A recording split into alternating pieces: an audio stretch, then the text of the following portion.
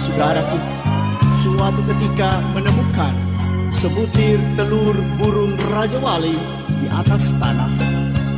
Maka didorong oleh rasa ingin tahu, telur ini pun dibawanya pulang untuk dierami oleh seekor induk ayam bersama-sama dengan telur ayam yang lain.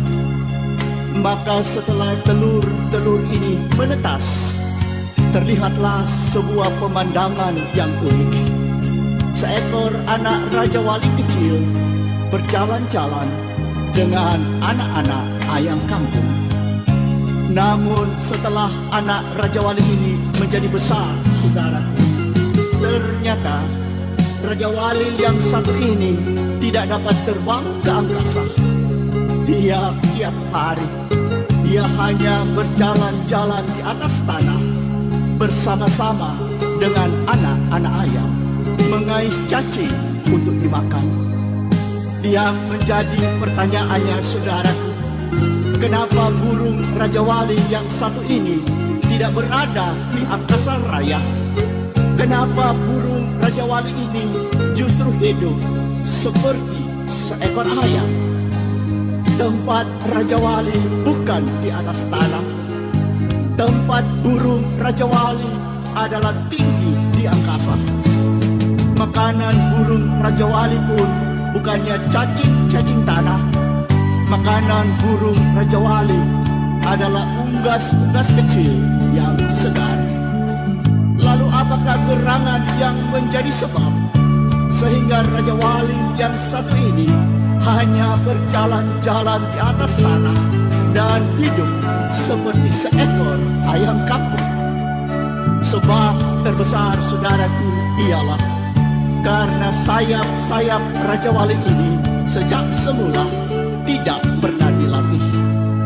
Di dalam salah satu kaset kami yang lain telah diceritakan bagaimana caranya seekor induk Raja Wali melatih anaknya terbang, yaitu dengan mendukungnya di atas punggungnya, lalu diterbangkan tinggi ke angkasa, kemudian dijatuhkannya, didukung kembali, dijatuhkan kembali, demikian seterusnya, sampai akhirnya, saudara, sayap-sayap si Raja Wali kecil ini menjadi kuat dan mampu terbang sendiri. Latihan inilah, saudaraku, yang tidak pernah dialami oleh Raja Wali yang satu ini, sehingga sayap-sayapnya pun tetap lemah seperti sayap seekor ayam. Saudara dan saya, selaku pengikut-pengikut Kristus, acap kali juga mengalami situasi seperti yang dialami burung Raja Wali ini. Kita berkata kita adalah anak raja, tetapi kehidupan anak raja sering tidak kita alami. Kualitas hidup yang kita jalani bukan kualitas hidup seorang anak raja. Kualitas hidup yang kita jalani bukan kualitas hidup burung Raja Wali, tetapi mutu kehidupan yang kita jalani, saudaraku, seringkali bagaikan kehidupan ayam kampung. Dikejar anak-anak kecil, dilempari batu, dicabut bulunya, dan lain sebagainya. Yohanes 10 ayat 10 berkata, Yesus datang supaya mereka mempunyai hidup, bahkan mempunyainya dalam segala kelimpahan.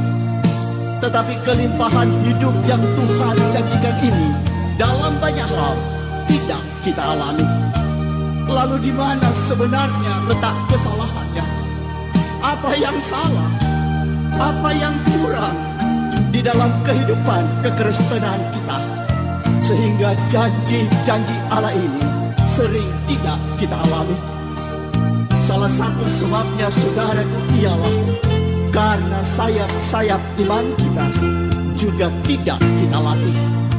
Padahal, saudaraku, Ibrani 11 ayat 1 berkata, iman adalah dasar dari segala sesuatu yang kita harapkan.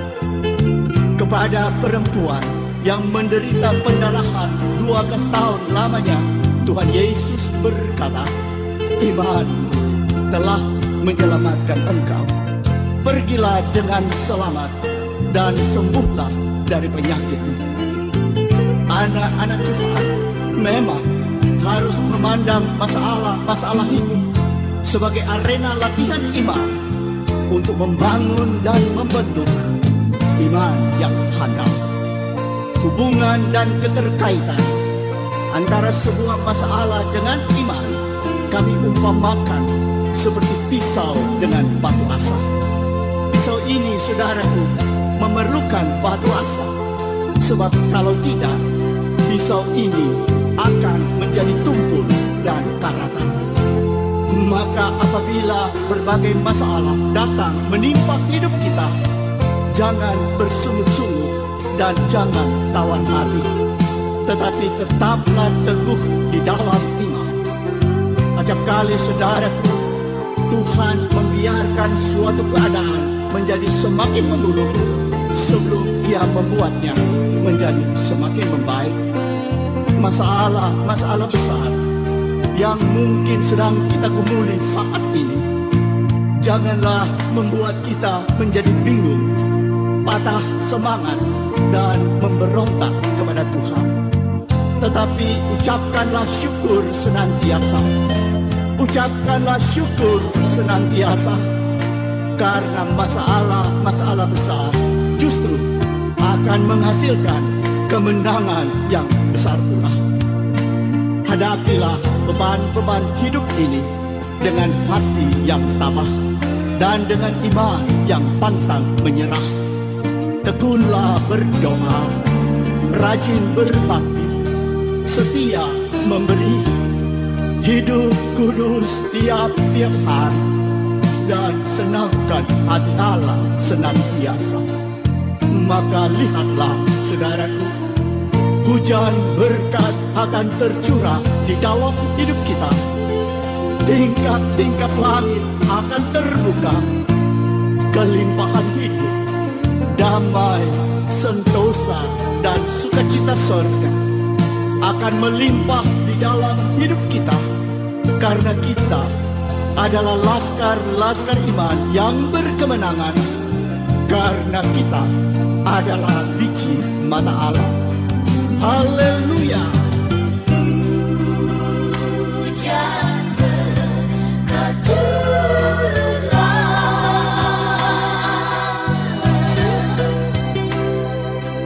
tingkap langit terbuka.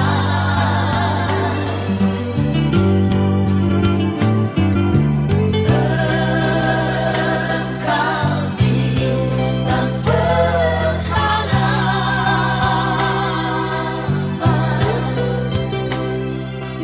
di kakiku sujudlah.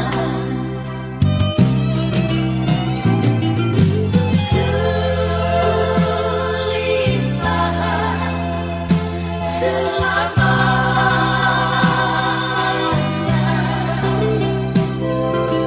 damai dan sentosa.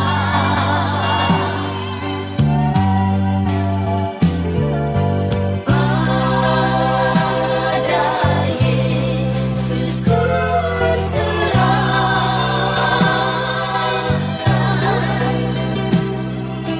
aman di pelukannya.